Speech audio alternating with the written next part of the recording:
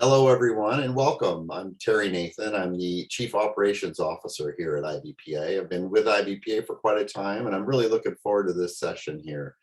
Um, we just a moment ago, we were covering information about how you type in your questions and answers and how you should stay nice and active out in the chat there and keep this a nice, energetic session. I think you're going to love it. I've seen the slides. They're amazing. So we're in for a treat today. First, I'm going to go over a couple of housekeeping items, something our legal staff asked us to read in front of every session, some antitrust stuff. So here we go with that. We're at a conference to explore avenues of mutual interest and cooperation. It's important to recognize that these activities are subject to certain legal limits imposed by state and federal antitrust laws. During the conference, discussions among members that could be interpreted as collusion on pricing, sale terms, territories, production, or other aspects of competition must be avoided. If you think we're headed into such an area, please raise this issue with an IBPA staff member as soon as possible.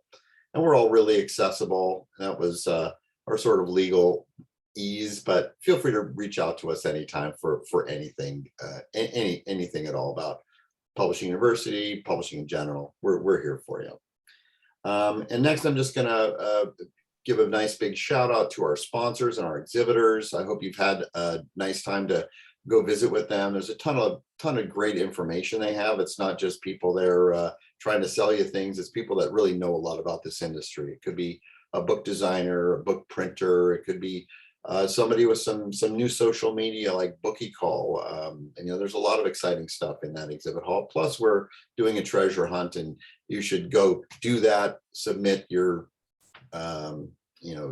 enter that treasure hunt, and you could win a free attendance at next year's university, as well as $750 in IBPA cash. So that should be good.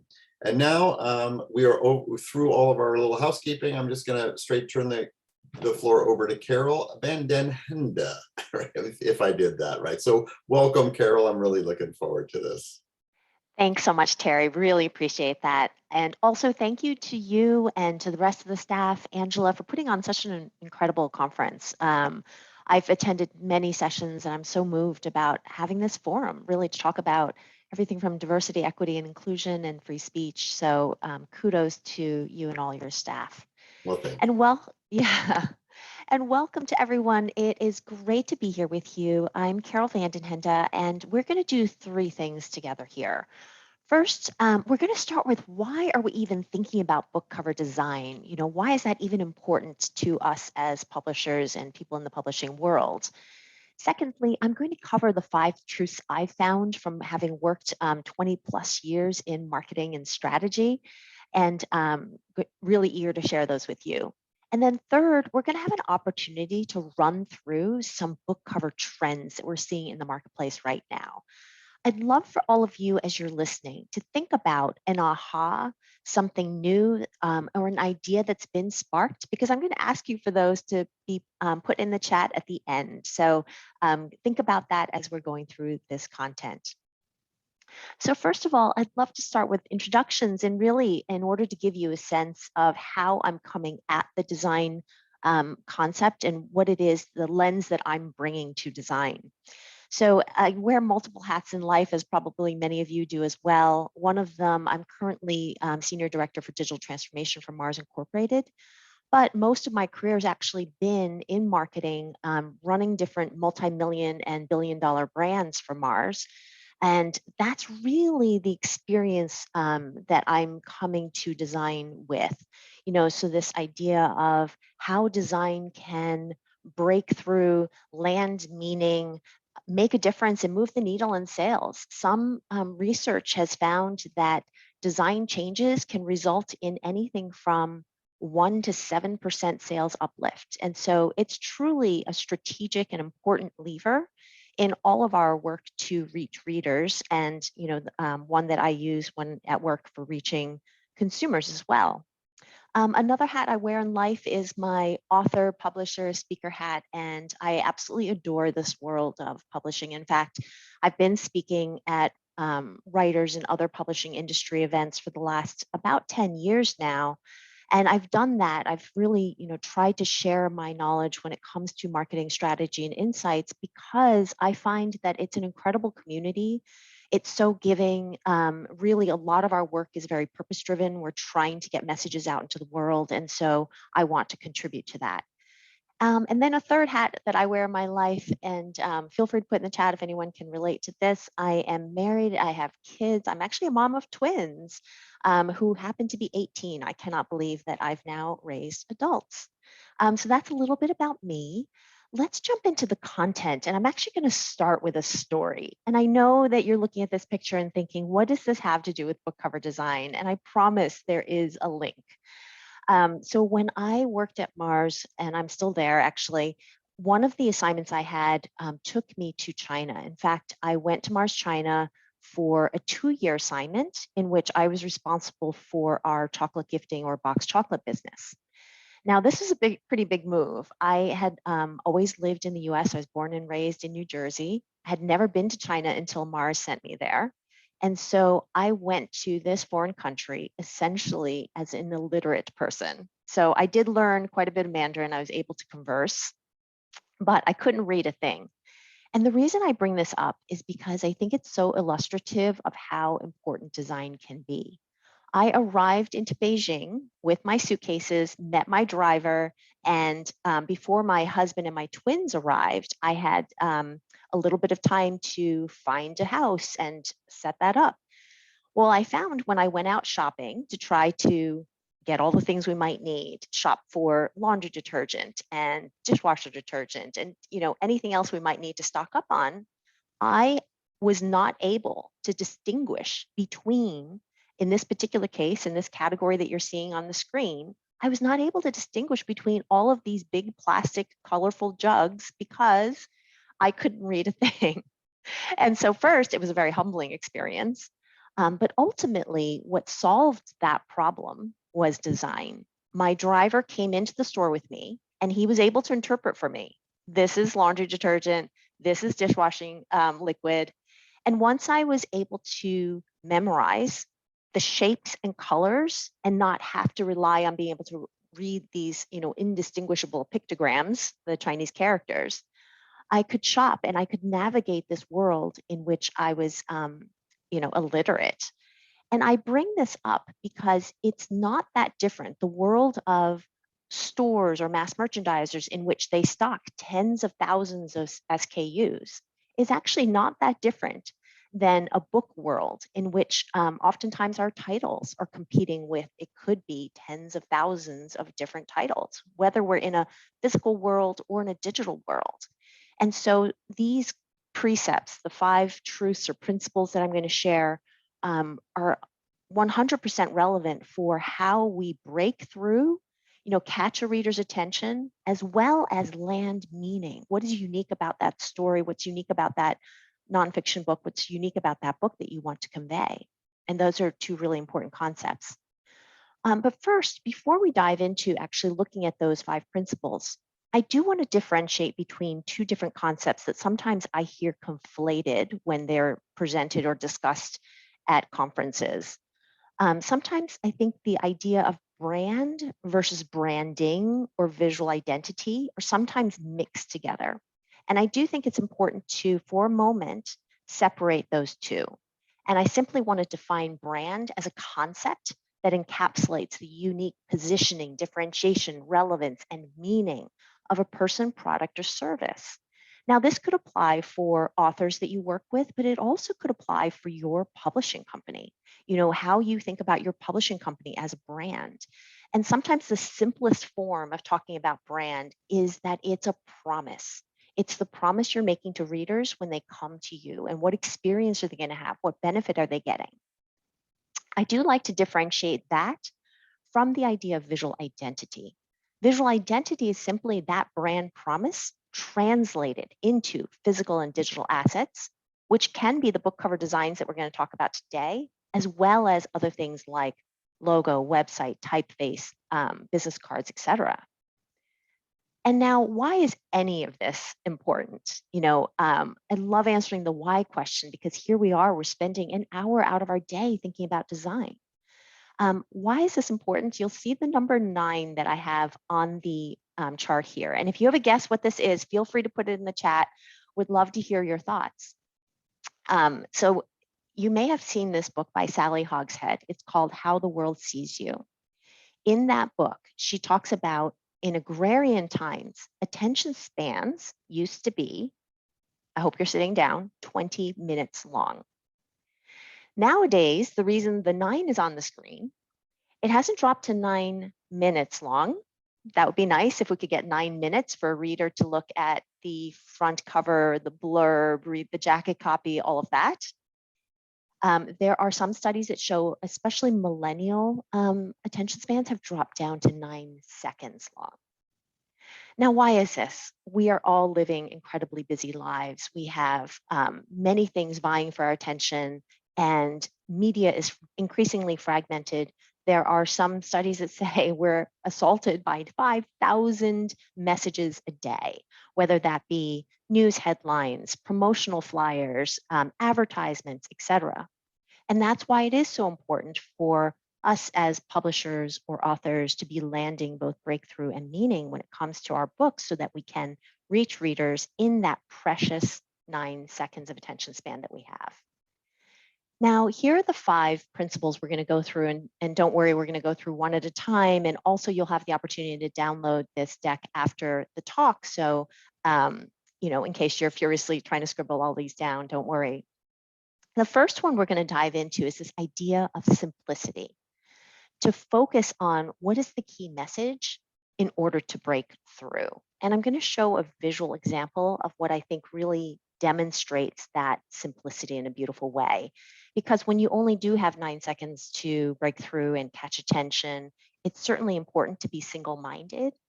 And I love bringing up this Marissa Meyer example, writing in YA. You may have seen this series. And I think it is a really lovely visual example of that simplicity because each cover on its own has a visual, feeling. There's a lot of movement and emotion in these covers, but yet there's consistency across the line as well.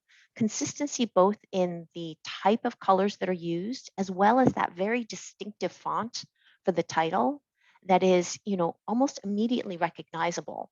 One of the things we're going to talk about in a couple of slides is that the way our visual minds work is that we see shapes and colors before we read letters or numbers. And therefore, having that kind of unique font becomes almost a visual imprint of the shape of it before reading the words cinder, scarlet, cress, winter, etc.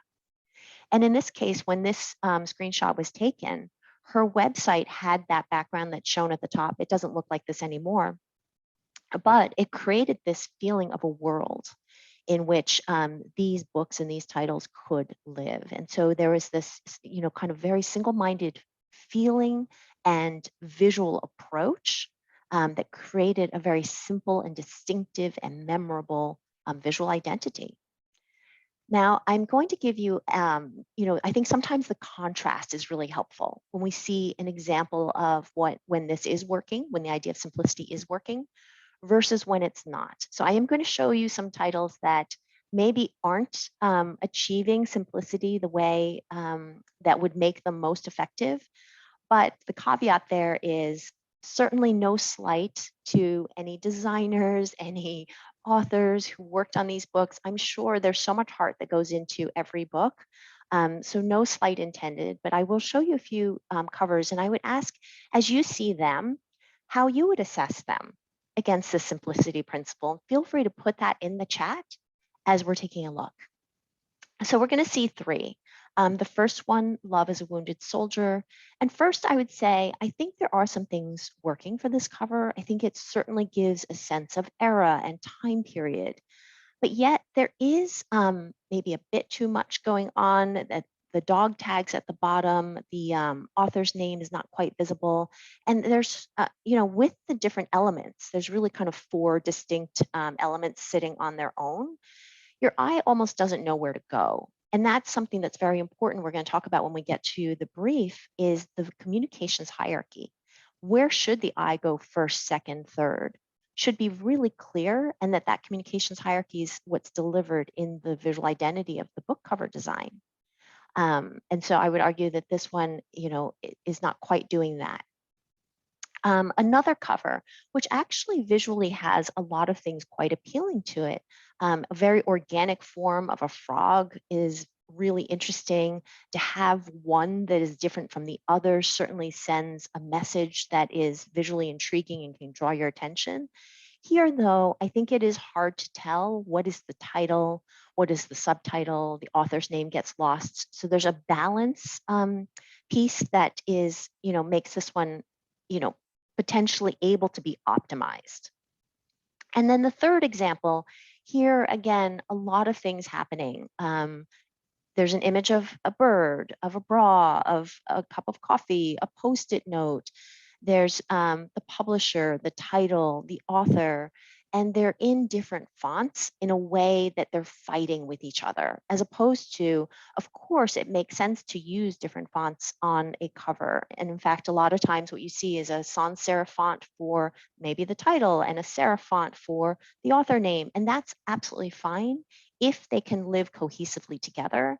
But in this case, I would argue that they are too radically different and therefore not achieving that. And feel free, if you disagree, feel free, put that in the chat. I want to see it. Let's have the conversation, the debate. Totally happy and open for that. All right, let's talk about this idea that I had brought up about a brief and a communications hierarchy. So this is the second principle to Spark Brilliant cover design, is to prioritize. I think sometimes the reason a cover like the one on the right-hand side of the previous page happens is that there's this, kind of desire or tendency to want to do everything on the one cover. Like, wouldn't it be great if we could tell the whole plot, the whole storyline, show all the characters, show all the tension, all the conflict on that one cover? But sometimes when you try to do too much, you end up not doing anything well. And so it's really important to be single-minded and to know, what do you want to communicate? First, second, and probably third is max, in terms of what are the elements that, you want readers to see to be able to deliver that single-minded message. I'm going to show an example of a brief. This is not actually any particular publisher's brief. And yours doesn't have to look this way. But this is, if I'm thinking about what's important to communicate to a designer on a brief, to me, the most important elements are to share what is that single most important thing to communicate? Who's the target? What's your insight about them? What do you want them to think, feel, and do when they see the cover? And then what is that communications hierarchy? We're going to talk about, for instance, there can be cases where the author name should be first in the communications hierarchy. James Patterson's work is often like that. And he is so well known and so well loved, that absolutely makes sense. But, hey, Carol Vandenhende, when I put out when Kohler Books published my debut novel, we certainly did not put author as top of the communications hierarchy because readers didn't know me as a brand or as an author yet. And therefore, other elements like title or the image could be more important to put higher on the communications hierarchy.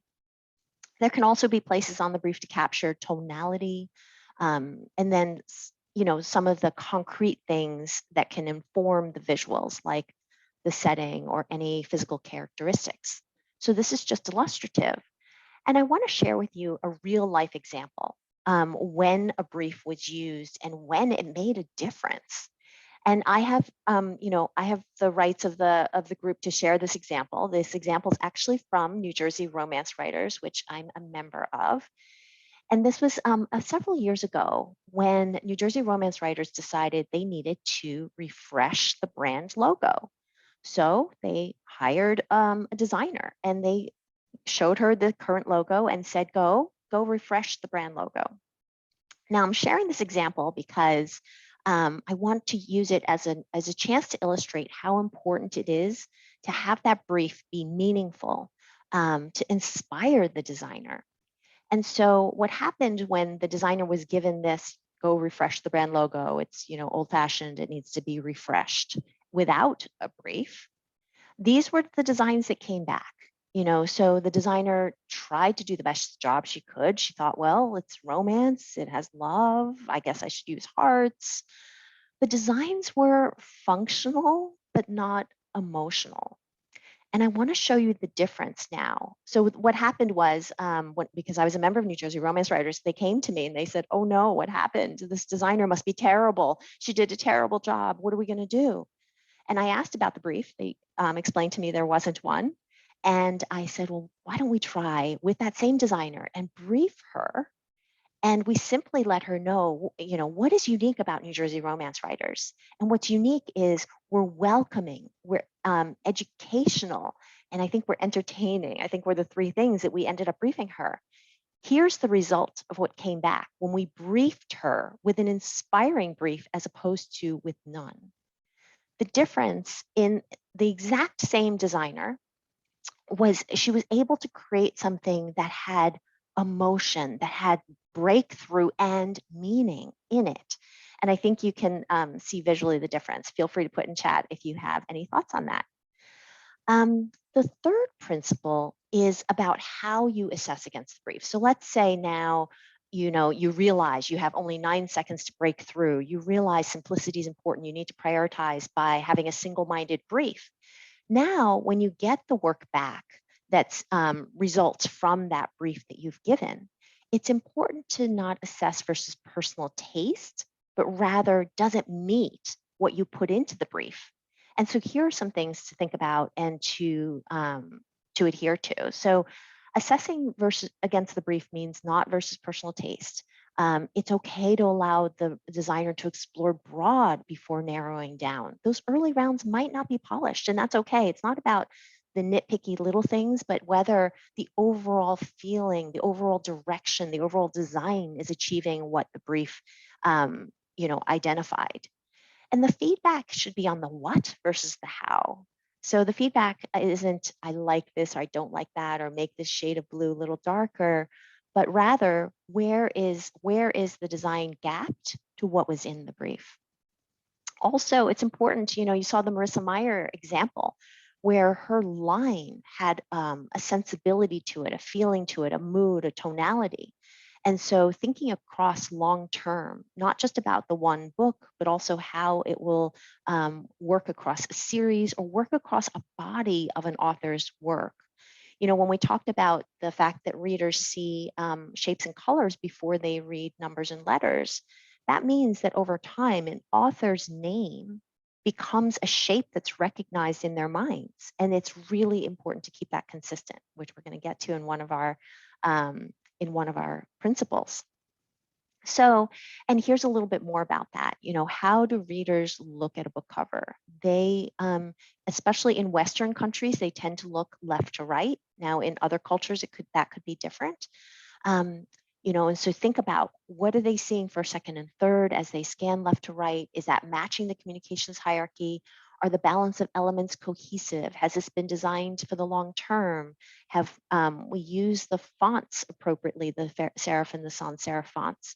And then this really important concept about seeing shapes and colors before letters and numbers. And so the consistency of the author's name is something that's really important. Now, the next thing, so let's say we've done all of this. We've, recognized that attention spans are short, recognized that we need to be simple-minded, not single-minded, and have simplicity in mind, prioritize our communications hierarchy, assess versus the brief. When we get the work back, the other thing that's really important is to assess it in real life or in situ, as opposed to sometimes, and this happens to me as well. I'm working with a designer right now. I get the file and I put it up on my screen. I see it on my monitor. It's, the front of the book. It's enormous. So then, therefore, my eye is drawn to all these maybe little details that don't matter necessarily in real life. And also, another flaw that can happen is assessing color on the monitor as opposed to assessing via a color chip or an actual printed sample. So it's really important to assess these designs in real life. And let me show you some examples.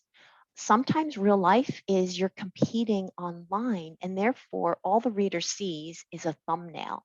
And can your book cover register as a thumbnail, as a tiny image versus its competitive set. And this is a test I do. I actually will like snip my book cover. So I put my Goodbye Orchid there to see how it would look versus other women's fiction, titles. Could it break through? Does it feel like, it can fit in the world, but also still break through and land meaning? And then in physical bookstores, a lot of times, not every author is lucky enough to get their book on display where the front cover is out. And so therefore, perhaps the only thing the reader sees is the spine. And if that's the case, the spine, sometimes we don't give that much thought to it, but we actually should. We should make sure that we're able to, read the title, read the author's name, and catch attention there as well. So the picture on the right-hand side is of some books and their spines to give you a sense of that. Now, the fifth principle is really just about building consistency over time. If we were together in person, I have a really fun game that I love to do when we're in person on this. We're not going to be able to do it here today, but what I can do is share with you an example of an author who actually her publisher had redone her backlist to create consistency when she really broke through, Jojo Moyes, when she broke through with Me Before You.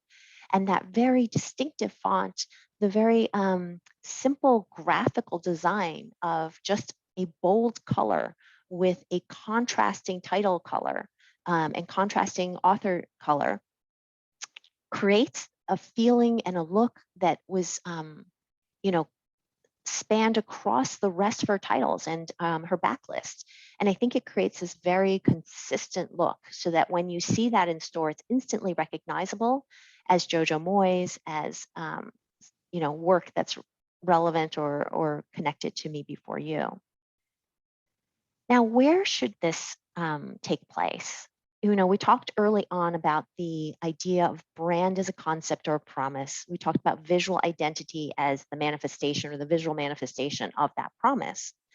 This can come to life in multiple areas. So the brand, the promise area can come to life in the storytelling promise, the voice, the about the how you write the about the author piece, or the social media content, as opposed to social media visual that goes with it.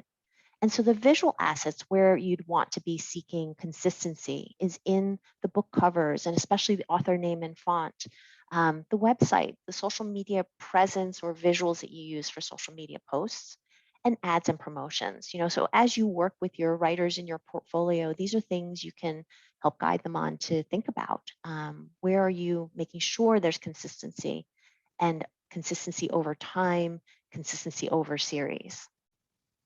Now, I promised we would do a third thing, which is to look at some themes and trends, and feel free if you have questions, meanwhile, put those in the Q&A box because we ran through those 5 principles, and I think a lot of times they do spark really good conversation and discussion.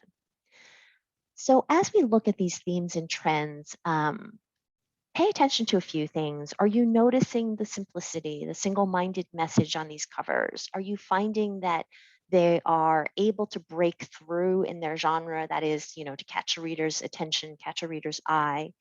And are you getting a sense of the meaning of the book, the central tension? For instance, you saw I had used Goodbye Orchid as an example when we were assessing book cover designs in situ, and there the orchids are actually shattered. And that meaning is to represent the physical and emotional shattering of the main characters, Phoenix and Orchid. And so, look for that as you look at these. These tend to be very recent covers. What I've used here, they tend to be have been on bestseller lists, and I think you're going to recognize these titles. But what I've done is I've grouped them into some trends, so we can think about what's happening when it comes to cover design. And let me know what you think. I want to hear in the chat. I can't wait to read the chat. All right, so the first one I'm sharing is this clean and bold trend, where there's really bold sans serif fonts, the fonts without the extra little, pieces to them that are able to break through, especially in that online world. So when we talked about the book covers have to be able to break through even as a little thumbnail online, I think these actually do that job beautifully with that very strong sans serif font, very readable, very clear, very bold. But this is not the only way. Certainly, I'm also seeing a lot of these jewel tones. You can see these very rich purples and magentas and blues. So these intense colors and the high contrast to really catch attention.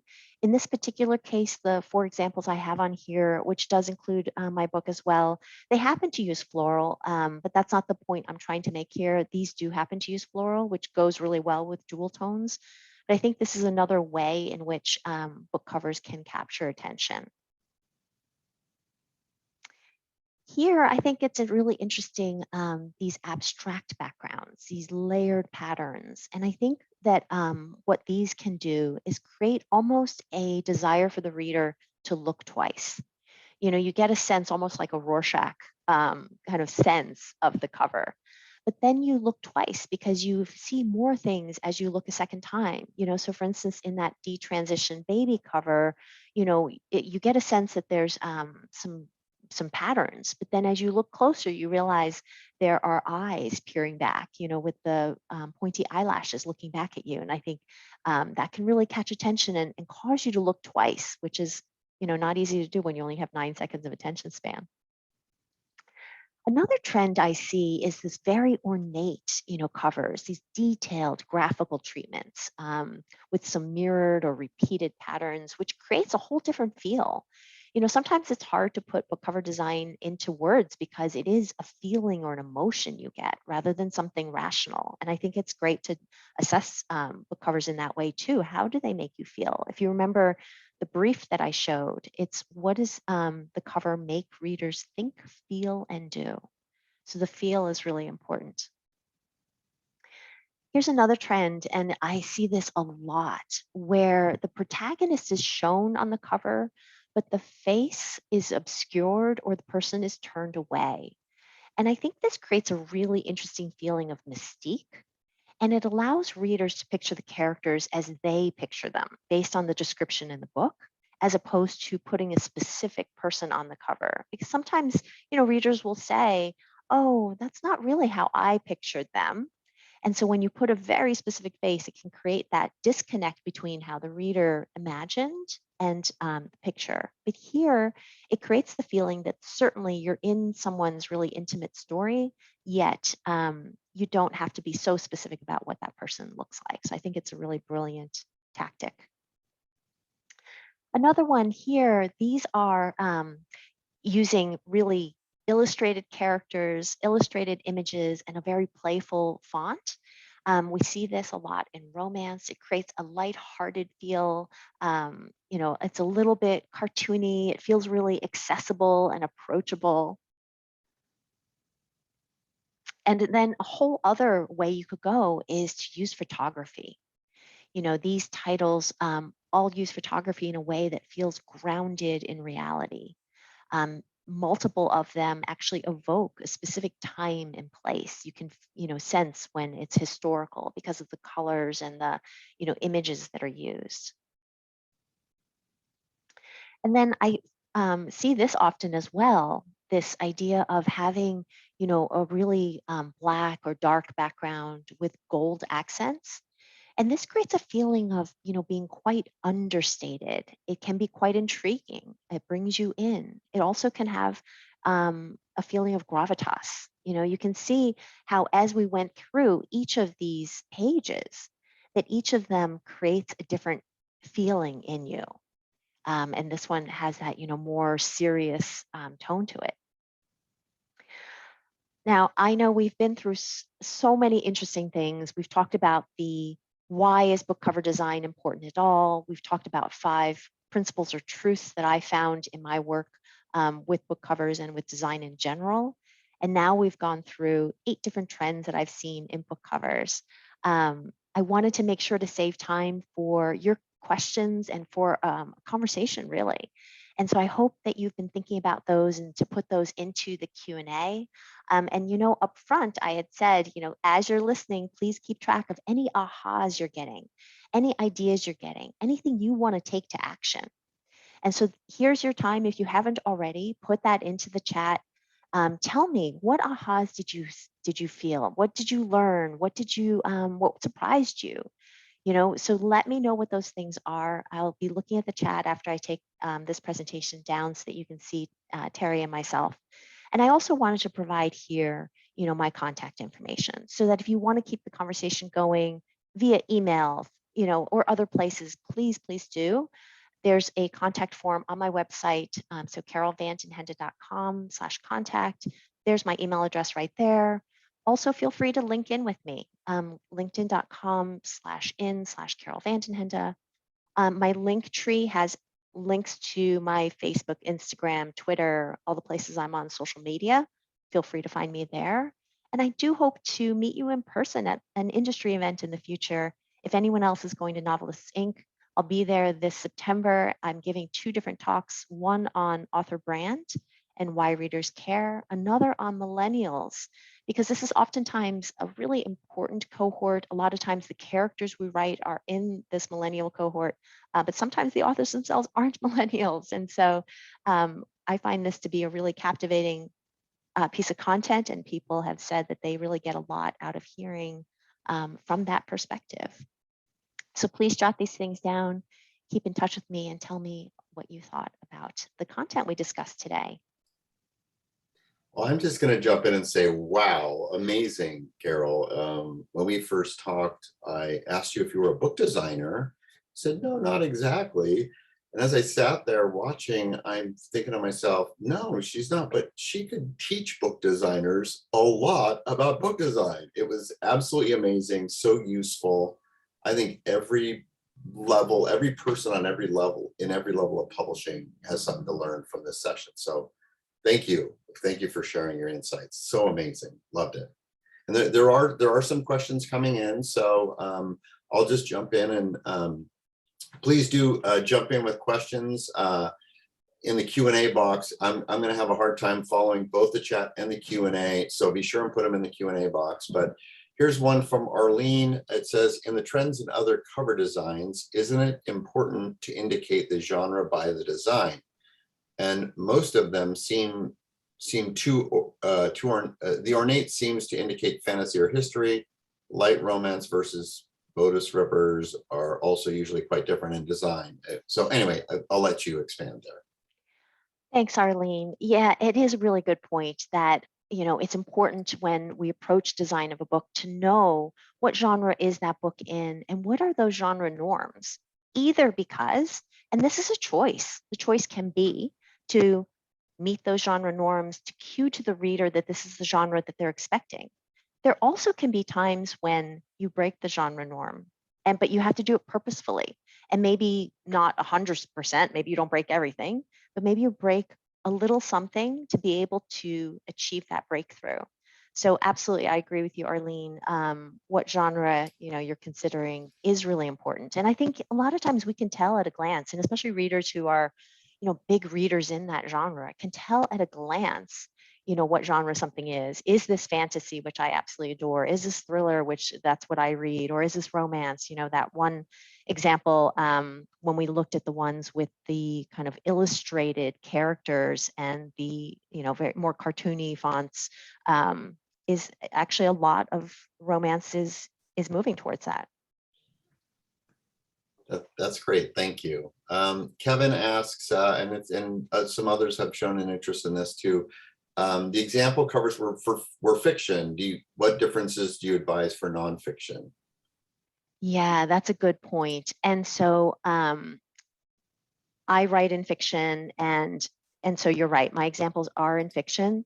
I think for nonfiction, the difference is that there is a very clear message and benefit for the reader, and that the idea of having that single-minded brief still 100% relates, even when it comes to nonfiction. And you're right, I don't have nonfiction examples in there. Feel free to put in the chat if you guys have some nonfiction examples that you think do a great job with their covers. There might be one actually, now that I think about the black and gold ones. I think there might have been one nonfiction in there.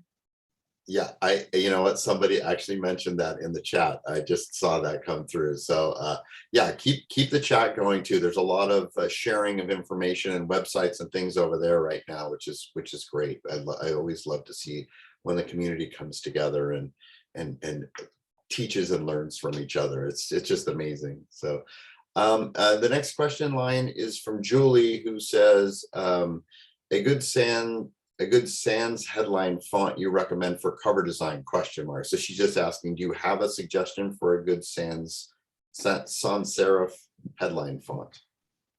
Yeah, font is so interesting. And I feel like it has to come from what are you trying to achieve? So in that, when you're briefing the designer, it's in that mood, the tonality that you're trying to achieve. I know for my cover, we used Montserrat for my author name, which was really a good choice because it's very clean, it reads well, it's approachable. So I do find that one to be it's kind of easy on the eyes. It's you don't misread it by accident. But what I like is that there's also the mixture of fonts. So we use Bayshore for my title, which I think gives a nice contrast from the Montserrat. That's good, thank you. Yeah, and a lot of times I think designers are in this space and they know what works in the different genres. So while you are directing your book designer in a big way, you can also lean into their expertise, I would imagine, as well, quite a bit. Yeah. Next question is from Jennifer, who asks, what other art or design industry events or conferences can you recommend to learn more about creating cover designs and trends? Yeah. I don't know conferences that are just about book cover design. If there are any designers on the line who do know industry resources, please put them in the chat so everyone can benefit from that. I was actually just thinking there is and again, I can't remember this one. So if anybody knows, put it in the chat. There's a group that puts together font trends once a year. And actually, I read that report and I think it's super interesting. So for instance, this last one they just published talked about the movement that designers are putting into, actually this is more logo than it is font, but I think though to me they're somewhat related because it's that the graphics design of letters is how I'm thinking about the connection between the two. And so these logo trends, for instance, they showed one in which designers are creating movement within the logo itself. Sony was an example. They use Sony Music. So, the letters SONY are quite simple, but they created this graphics image that expanded from the Sony. So even though the image is a static image, it has the feeling of movement. And I find that a lot of covers that I think are able to achieve that breakthrough have that ability to create the movement even in a static image. I did see somebody in the chat, for instance, said that, I think you were responding to the Goodbye Orchid cover, that you couldn't tell that the orchids were shattered in that thumbnail image, which goes to show how important it is to really check your designs as a thumbnail as well. But if you can see behind me, oh, I'm going the wrong way, the image behind me is the shattered orchids from the front of Goodbye Orchid. And having that the shattered orchids as a key image for Goodbye Orchid allowed us to play with that in multiple ways. We were able to therefore animate it as a GIF. So when I have a place where I can upload a video to show my cover instead of just a JPEG or a PNG, I can upload the GIF showing the shattering happening, like where the orchids are actually shattering on the cover. And the other place we put it was inside the book. The book's won awards for the cover design as well as the interior design. On the interior, there's a little image of orchids on the bottom right corner of every page. And when you flip through the book, the orchids will appear to shatter until you get to the darkest point of the story. And then they visually come back together for the emotionally satisfying ending. And so it's another way that key image becomes used in multiple ways. Your attention to detail is so refreshing and it's so important, and you make it you just make it sound easy, not easy, but I mean, you are making a complex concept really understandable. So thank you for that. That's amazing. I'm glad. Yeah, the next question's from Lavon, who asks, what are the key elements I should consider for a book addressing the importance of women's voices? Mm. Yeah, it's almost like I love that, Lavon, because it sounds like you're already thinking about the brief. So if you know that women's voices is what's important, um, it's almost like then think through all of those pieces. What's your single most important message about women's voices? What's your point of view on that? Who's your target who would be interested in women's voices? And what's your insight about why women's voices matter to them? And therefore, what do you want them to think, feel, and do when it comes to your book? And so it's hard for me to answer in detail without knowing more about your work, but I could certainly see how even just having the clarity that that's your key message and what's most important to communicate is around women's voices is going to inform every part of your brief and how you think about whether the designer has, achieved the brief or not, and how to assess that design. So yeah, great. Thanks for bringing a real life example. That's a really helpful response too. It gets people sort of in that mindset of how to approach it, which is perfect. And I love that in the chat, I'm seeing people sharing specific websites and things. Alexis shared something from Target Audience Insights Market. They test book covers, and she's provided a link in there to see test book covers. So that's great. That's fun stuff. And I'll just go on to the next question here from Manon, who asks, do you have tips for artwork? How do you suggest finding and working with fine artists to create the original cover art? Yeah, I mean, so artwork can go in two different directions. When I heard the question initially, I was thinking perhaps you were asking about stock art, and that's not something I've used for covers, so I'm not aware of that. Although I do use websites like Pexels or Pixabay if I need royalty-free images for social media posts, etc. As far as finding a designer, to me, the reason I call the whole talk design as art, because I feel like the work that designers do is elevated to that level. I do feel like cover design is art. I have so much respect for designers. And for me, it's important when I'm seeking a designer that it certainly is about the work, but it's also about the collaboration, about can you communicate well with each other? Just like anybody you would hire along your publishing journey, that is it somebody you can work with? That for me is really important because how you're able to inspire each other, how you're able to collaborate, is really important in the outcome of the work. Sometimes I think, and this is when sometimes I see the chatter among authors where they're like, oh, can somebody recommend a good designer versus like who are bad designers to avoid? And again, like going back to my earlier point, like it actually has to do, the same designer can produce amazing work and sometimes maybe miss the mark a little bit. Like that New Jersey romance writers example, same designer. And so I think it can be an aha for people to say, oh, actually, I, as the client, have as much responsibility for the quality of the outcome as the designer, which is really interesting. So I know I haven't given you a specific, perhaps you're looking for a specific designer to recommend, and I don't have a specific one, although I think there are multiple designers as part of this conference, and I would just certainly encourage all of you to, network with each other and find each other that way.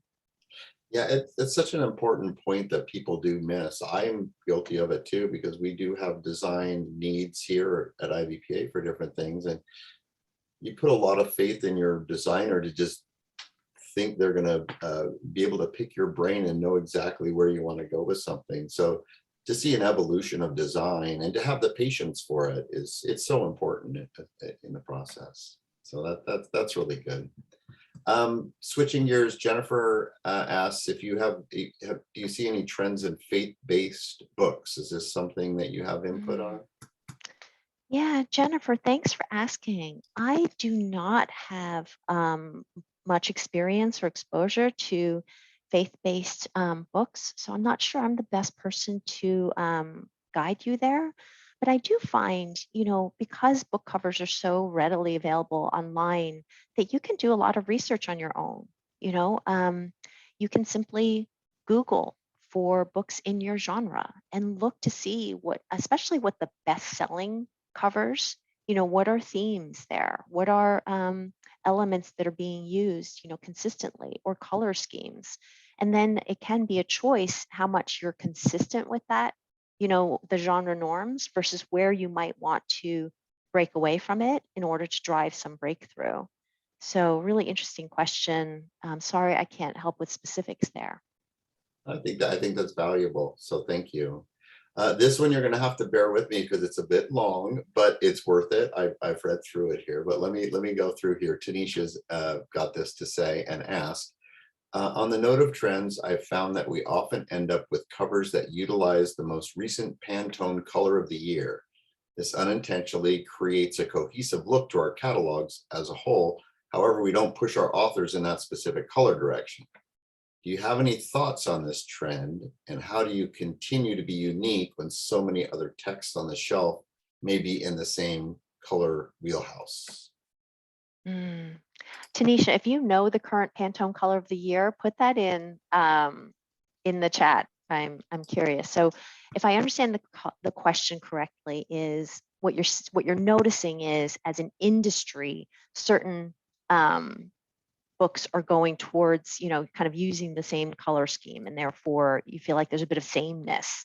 And if we're trying to do the two things, both break through as well as land meaning, maybe it reduces your ability to break through if you're just following that trend. And I would say um, sometimes, I've spent a lot of years as a strategist, and strategy is about making choices. And sometimes the choice can be to zig when everyone else is zagging. So you could be counter to that trend is one way. The other is, I think, to focus on one specific color is only one aspect of so many tools that designers have, including what are the contrasting colors, what are the fonts and images, whether you use a person or not, whether you're going a graphical or illustrated route versus using realistic photography. Like those choices on top of the one color can actually create a widely divergent set of looks that I don't think you have to stay away from the one color, just because everyone's going that direction. Um, if I think of an example, I'll share it. No specific examples coming to mind, but those are my thoughts on that, Tanisha. That's a very Thanks for asking. useful approach. That is interesting to hear. We'll have time for just a couple more questions. So if you have any more, be sure to lob them into the Q&A box there for us. But Angela writes, I have been a designer and illustrator for years, and I have never seen a brief like that. Where did you get it? Did you make it yourself? Thank you, Angela. If you've been a designer for years, I hope we can meet sometime. That'd be really fun. I did create that brief myself because I thought about what would I ideally want in a brief. If the job of the brief is to be single-minded and to inspire the designer, what would I want to communicate? What do I think is most important? And I almost, I think a well-written brief, the designer might, and maybe if this is heresy, feel free to put it in the chat and tell me. I feel like maybe the designer doesn't even have to read the book if you have a well-crafted, deeply thought through brief. A brief is not an easy task. It's interesting because a brief, it looks so short, and that's what it's supposed to be. That's why it's called a brief, and it can sometimes you think, oh, well, then it must be easy. I can just whip one of these out. But the amount of thinking, so I've run brands like Three Musketeers and Milky Way, M&Ms, worked on Snickers, Dove chocolate in the US and in China. And, whenever we had a brief, whether it was an advertising brief, a naming brief, a packaging brief, a design brief, et cetera, the amount of thought that goes into that one page, you would not believe the amount of time and thinking into each piece. And do they all fit together? Is it cohesive? So don't let it fool you that it looks so short. It's actually some people, their entire career is to be strategic planners and to focus on what should be in those briefs and how you get the target insight, how you figure out who your target is. All of that is just so interesting. Yes, I'm reading the chat, and Paul, who is a book designer, says, yes, a well-crafted brief is better than asking the designer to read and fully understand the importance of your book, especially on a deadline. Yes, yes, yes. That's great. Thanks, Yay. Paul, for typing that in. Okay, we have just one more question here from Ron, who says, do you have a book designer tips to attract men readers, or are men still buying books? Yes, they are. I can vouch that, at least I am. So yes, do you have any thoughts about that? Um, I wouldn't say I have expertise in this area, so I could maybe make hypotheses. And I would say any designers who have men as targets or men readers, feel free to put your thoughts right into the chat. And I don't want to get too stereotypical here because, like, you could kind of go stereotypical and be like, well, be more masculine. Maybe it's more like sans serif fonts instead of serif. Maybe it's without using the script fonts. And I don't know. I feel like all of those are just maybe kind of early seed thoughts. But I do want to share, and it depends on, of course, your budget and how you're approaching design. But there's a couple of interesting tools to try to get at that answer. If I was trying to figure out what could make a difference for a male audience versus a female, I think you could take on really an experimentation mindset. So there are ways to A/B test different covers and see which ones get action from which targets, which ones get the click through. So you could form hypotheses and you could test them. In fact, I was thinking about the concept of design thinking, which, if you're not familiar with it, is really a simple concept and could be applied to any ambiguous problem. And sometimes design, you can think of that as an ambiguous problem. And design thinking simply says, have clarity what your question is you're trying to answer. Have that be informed by deep, empathy for your user, reader, consumer, and go broad on your hypotheses before you narrow down. When you do narrow down to a few, take on an experimentation mindset. Find ways to, how would you prototype this? How would you test your hypothesis? And based on what you learn, iterate and make it stronger. And I almost could see that approach being applicable for this question. How would you reach, how might you reach male readers? Yeah, you really could plug in any audience there, and it defining that target audience and then taking that approach. It's fantastic. So that is all the time we have, and I'm absolutely amazed at how great this session was. So thank you. It's really fascinating, really enlightening, and I appreciate you doing this. I know everybody does. I'm watching the chat, and there's just so much love being thrown your way there right now. So Carol, thank you for everything. This has really been a great session. Really great. Thanks so much. All right. You take care, and we'll see you all in the conference and other areas. Take care. All righty.